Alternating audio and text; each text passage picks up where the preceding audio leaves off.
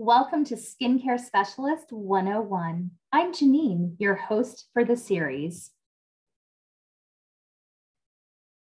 Skin Science, Anatomy, and Physiology. In the first part of this lesson, we're going to talk about what makes youthful skin, well, appear more youthful, and you'll gain a strong understanding of what causes skin to mature. So let's get started. First of all, what are some signs? Like when you think of youthful looking skin, what are things that you think of? Go ahead and say those out loud or jot those down, but let's go ahead and think about some of those. When you think of people that have really beautiful, flawless skin, very youthful, maybe you think about things like flawless. Oh, her skin is so even. She's so flawless. Very smooth, hydrated, very bouncy, right? Very plump and bouncy, supple, firm, and radiant. Maybe you have a couple of other things that you think defines youthful looking skin. Now let's talk about what causes your skin to age, or as I like to say, mature. I want to share kind of upfront that there are factors, things like genetics, heredity, that really do play a huge part in how you mature and how you age. Those are much harder to adjust. I like to call this intrinsic aging. By the way, the natural maturing process, are you ready for this? It begins in your mid-20s. Extrinsic aging, those are external factors and things that we have somewhat more control over. We're going to review those right now. First up, we have pollution. Yes, pollution absolutely is a major contributor to your skin aging. So pollutants in the air, and by the way, pollution is everywhere. I know that sometimes we think, oh, that's just in big cities, but it's everywhere. Even in the middle of Iowa, in a farm where you think everything is green and crisp, pollution is everywhere, indoors and including outdoors. So pollutants in the air, they basically can coat your skin with a grime. And of course, we know that that can block your pores. Free radicals actually lead to breaking down your skin structure, which absolutely can lead to things like wrinkles, roughness, dehydration, and of course, a loss of elasticity. Sun exposure. This one is probably not a surprise to anyone. We all know now there's so much education out there that UV rays, otherwise known as photoaging, right, causes major advanced aging. And it's one of those things where I always talk about if you're looking for the number one most powerful anti-aging ingredient, it's SPF. So sun exposure, what does it do? It dries your skin, it thickens your skin, and it actually leads to slowing down your cell renewal, which we know is very important to really turn over, especially as we begin to mature, because if you don't, that can lead to fine lines, wrinkles, uneven tone. So obviously, always avoid the sun when possible. And make sure that you really do wear that sunscreen daily, indoors, outdoors. And by the way, I would be remiss if I didn't give a note about tanning beds. I get it. I've been there. I was one of those that, before I went to the prom or before I went to the beach, I was always like, oh, I need to look so tan, right? So I loved tanning beds, and now I am paying the price. So as much as we may love them, absolutely stay away. Those are a huge no-no. Stress and lack of sleep. I bet no one tuning into this has any stress or issues with sleeping, right? So it's a normal part of life, but I do want to point out that stress and lack of sleep, it can really affect your skin. You may notice that you break out. Maybe you just feel like your skin is just missing something. It's not as bright. Maybe you feel that your skin is a little bit dehydrated, or on the opposite end, sometimes maybe you feel like your skin's a little bit more oily. So it's really important to make sure that you do get enough restorative sleep to really make sure that you're giving your skin as well as your body that really important time to repair itself and also to be rejuvenated.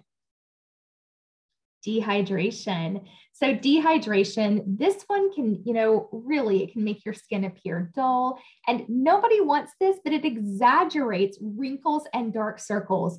Use yourself as an example. Have you ever had a moment where perhaps you didn't drink as much water as you needed to, and you look down at your hands and you're like, wow, my hands look so crepey. They look so dry.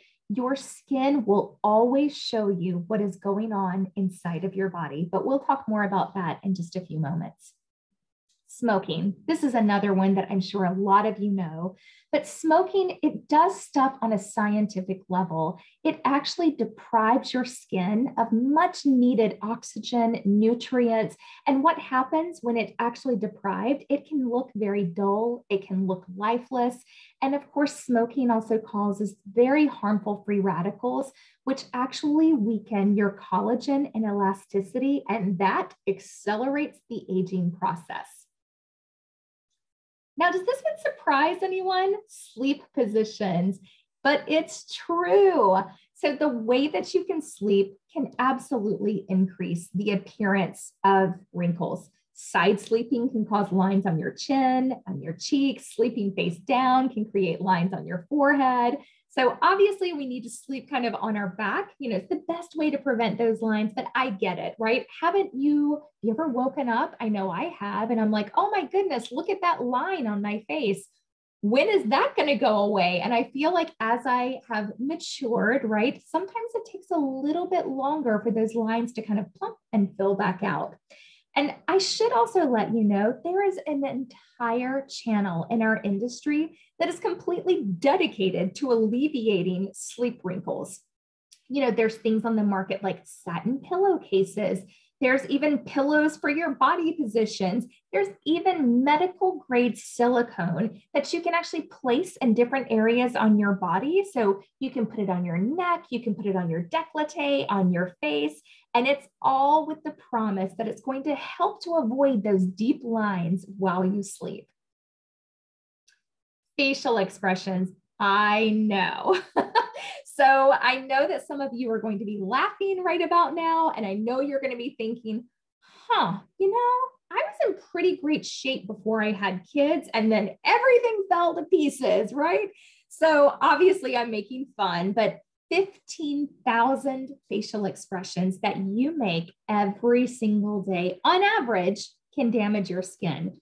Frowning, smiling, squinting, it's the consistent movement of those facial muscles that actually can cause scientifically those skin fibers to actually loosen and slacken. And of course, over time, those creases can become permanent wrinkles. Now, here's a fact, and I want to share this. Even though smiling does use more muscles, it is believed that it actually takes less effort than frowning. That's because the more you smile, the easier it is to make the expression. And let's do something kind of fun. Here's the thing, fact or fiction. You can just say it out loud, or if you're in a group, you guys can write it down. Fact or fiction, blinking your eyes will cause aging. What do you think? Fact or fiction, blinking your eyes will cause aging. It's fiction. Blinking is not going to affect any type of aging. However, you know what does? Squinting in the sun. And that's a double whammy. You're doing the facial expressions and you're having the UV exposure. So I know we've tried to incorporate a little bit of humor, right, about our skin aging and maturing. It is a natural part of life. But here are the things. Let's talk about some things that maybe you could do to help your skin, remain healthy and in the best shape possible. So why don't you jot things down, say things out loud, but let's think about some ideas. How about avoiding the sun, right? Now listen, real life, we can't avoid the sun altogether, but that's why SPF is so critical, even including making sure if you're driving, don't forget that critical SPF on your hands, on your arms, basically everywhere, indoors and outdoors. Drinking water.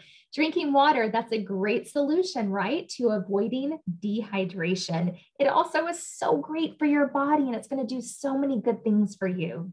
Good rest. right? Isn't that nice? I mean, when was the last time any of you, actually got 8 hours of sleep? But listen, when we can, it's not about the length of time, but it's about the quality of rest. So make sure that you're taking a few moments before you go to bed. Maybe it's with your skincare routine where you just kind of start to shut down peacefully on the day. And then maybe we kind of wrap up being on our phones and then we try to get some rest.